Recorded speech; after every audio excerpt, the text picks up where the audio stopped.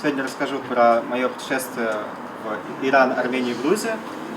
Но это было, то есть, как я провел лето. Я был за рубежом 3 недели. Но это не просто путешествие, а это путешествие было в рамках практики на географическом факультете. И я надеюсь, очень интересно будет всем узнать, как именно географы совершают путешествия. То есть это не просто съездить летом на море, отдохнуть, полежать на пляже. Это именно погрузиться в культуру других стран.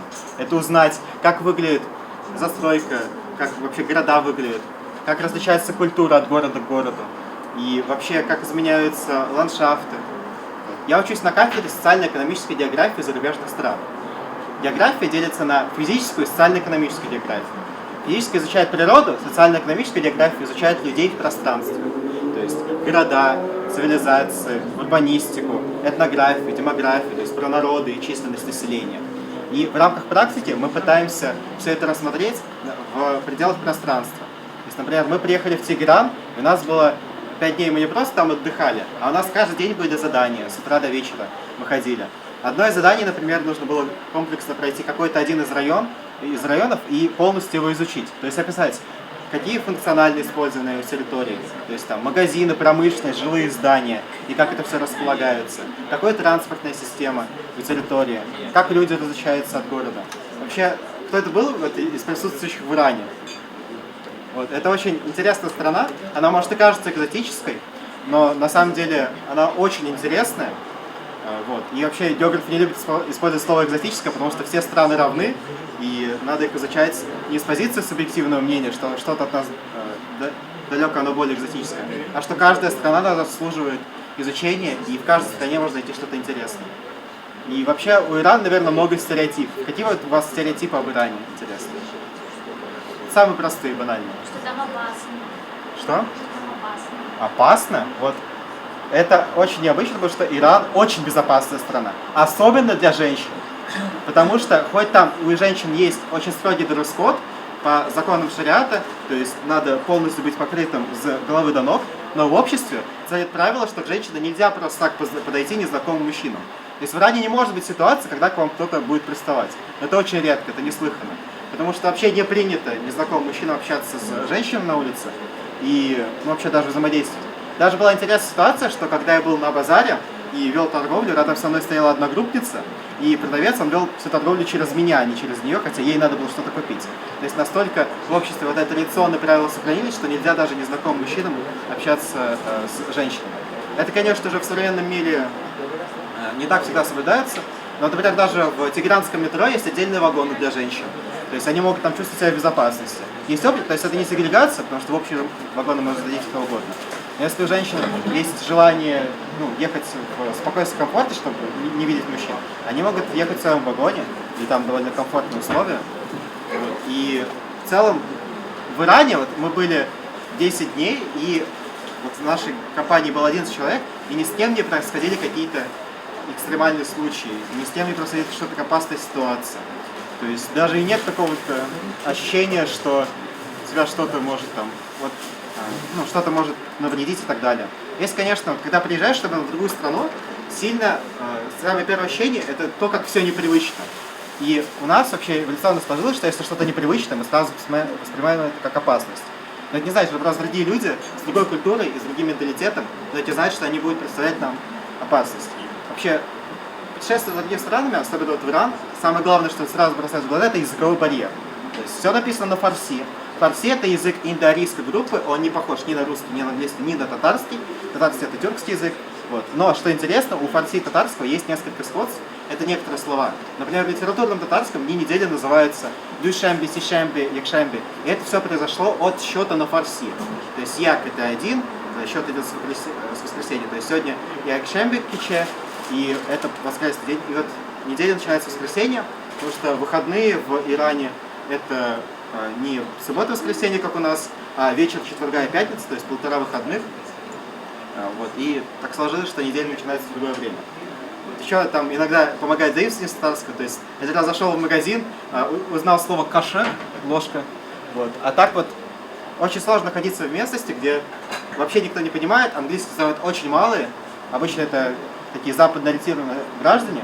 И что интересно, их не было больше в столице, чем в других каких-то мелких городах.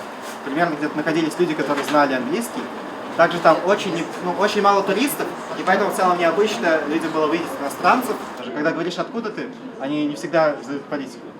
Ну, не начинают разговор о политике.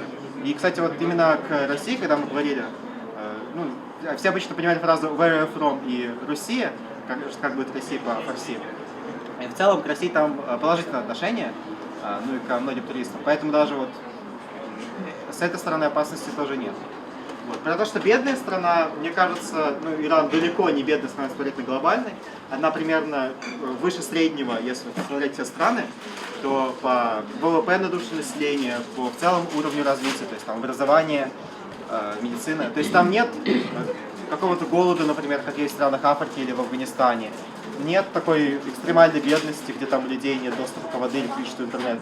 То есть в целом страна, мне кажется, некорректно называть бедной, она скорее среднего достатка. Вот. Татары не проживают исторически в Иране. Про татар, мне кажется, многие и там и не слышали. Но я бы сказал, незначительное количество, может там сотни людей, как в Польше, Финляндии. Население, вот знает кто сколько в Иране или нет? Кто скажет правильно? Население Ирана, примерно, не бойтесь. 41 миллион. 15. Еще кто больше? И сколько стран в мире, где население такое же примерно? На самом деле все вы недооценили население Ирана. В Иране живет 82 миллиона человек. Это примерно как чуть больше половины населения России. Она большая, довольно приличная по площади. Конечно, это не Россия самая большая, но все равно там вмещаются большие площади. То есть вы ехали видеть там, как меняются ландшафты с пустыни на саванны и так далее. Вот. И поэтому важно путешествовать, и важно именно смотреть с точки зрения географии. То есть не исходить из стереотипов, которые, как мы видели, у многих оказались неверными. А вот это именно приезжаешь в страну, сразу внимание обращается на другое. Например, на то, как по-другому выстроены города. Вот. Еще я был в Тбилиси и Ереване. Это города, которые в целом сложно по советской застройке. То есть привычно нам улицы, дома, там нумерация. А в Иране именно дома очень, и структура улиц, она древняя, там 200-летней давности. То есть очень узкие улицы, например, которые не предназначены для машин. Дома очень тесно, и высотность там не такая большая, как у нас, то есть примерно от 5 этажей. Но, кстати, на бедности, вот Северный Тегеран, это одна из самых элитных частей всего Ирана, и она в целом даже местами, мне казалось, лучше Москвы. То есть, может быть, каких там климат не нравится, но именно вот по благосостоянию, например, были дома частные дома очень большие, как коттеджи, подземные парковки, заборы, системы безопасности. То есть все было как требуется от продвинутых стран. Конечно же, там у всех есть электричество, телевизор, интернет, эти блага, в принципе, во всеобщей доступности. Вот. И еще вот какие есть методы интересные у географов изучения пространства. Например, есть такой метод, как дрейф. Это прогулка, но по-научному. То есть вы не просто гуляете, а вы гуляете с целью как можно конкретнее понять пространство. То есть, вы идете, как бы смотрите по сторонам и как бы думаете, а чем это место отличается от, например, от других стран и так далее. А также записывайте свои впечатления о том, что вы видели. Потом, вот у нас мы пишем отчет сейчас по прошествию практики. Вот еще такие моменты интересные, которые тоже самые необычные в Иране. Это то, как специализирована торговая улица. То есть мы привыкли, что у нас можем купить все, что нам интересно в своих районах, то есть торговые центры, магазины. В Иране же, вот в центре, например, Тегерана, там сотни однотипных магазинов. То есть вот улица, и на ней 100 магазинов швейных машинок, один за одним, в одном и том же месте.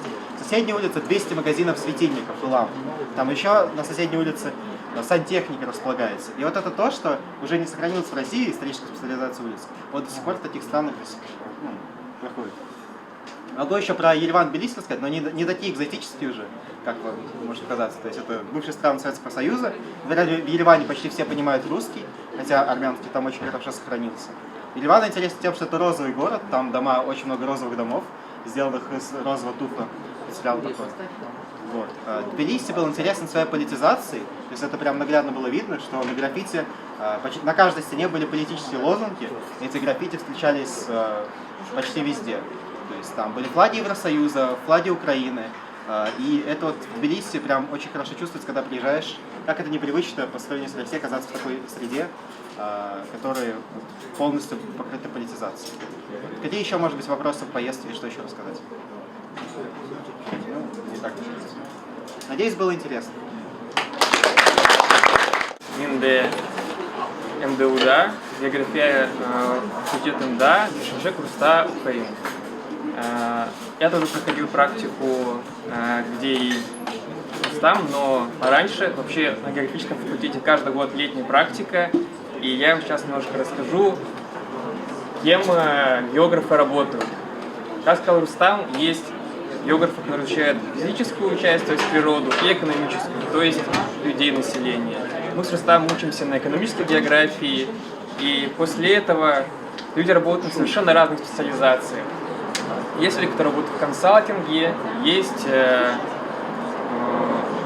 например, учителя классические. Я работаю проектировщиком в градостроительном институте, и смысл географического образования в том, что оно позволяет человеку понять, как объекты взаимосвязаны в пространстве, в первую очередь.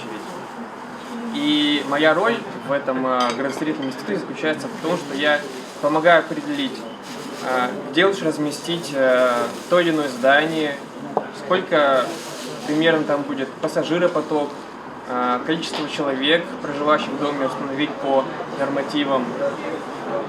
Этим летом был большой проект по Дагестану, большой туристический комплекс, который будет построен в 2025 году по нашему проекту с архитекторами.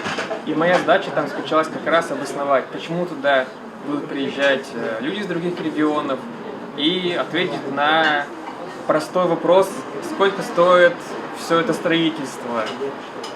Вот этим пришлось заниматься весь июнь. Также в июле была научная работа. Мы с заведующим кафедрой и с другими студентами ездили в Ставрополь. И там, так же как и на практике у Рустама, проводили исследования ногами. Ездили по разным селам Ставропольского края и изучали рынок недвижимости, развитие этих районов, чем они отличаются друг от друга, и проводили соцопрос. Ну а в августе уже в отпуске мы с семьей съездили из Владивостока до Москвы на машине 2 недели. Но сейчас я вам расскажу больше о другой части, о той, в которой вы можете принять участие вы. Я тем, кто был в апреле, рассказывал уже о нем. Сейчас подведем итоги. Кто видит презентацию, тот удачливый. Сейчас вам расскажу о молодежном клубе Русского географического общества. Это такое объединение на основе институтов, университетов, школ, куда собираются все желающие, не только географы, абсолютно любого направления, и участвуют в мероприятиях как в Москве, например, проходят квесты, викторины, и самое интересное мероприятие, конечно, с мая по сентябрь, это наш любимый полевой сезон. Что мы делали в этом году? Вот здесь представлена экспедиция 2023 года. Вот кто-то видит, что только за один год экспедиций было больше 10 в разных регионах, по всей России, в самых интересных местах. Я проходил экспедицию в горах Алтая. Это замечательная поездка на 10 дней, где были далеко не только географы, были экологи, химики, социологи,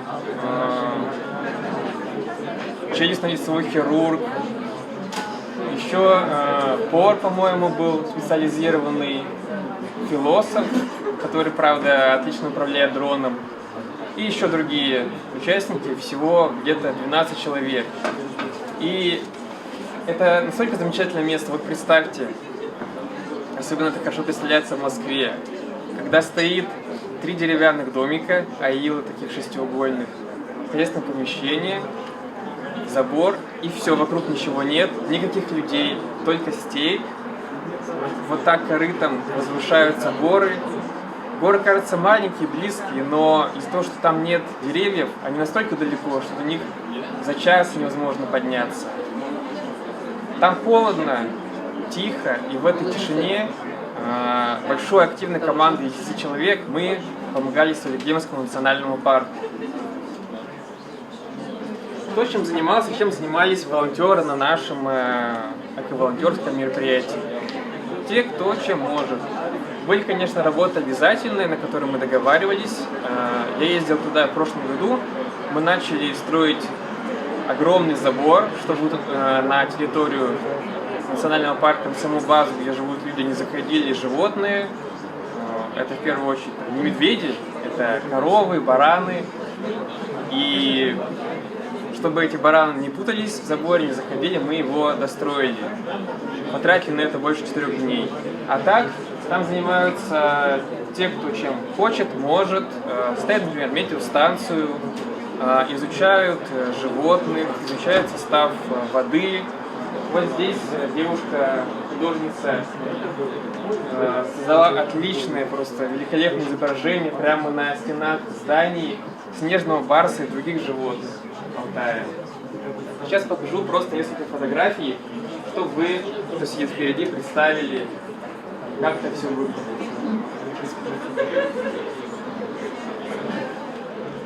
Вот такие животные встречаются. И что я скажу, подводя итог?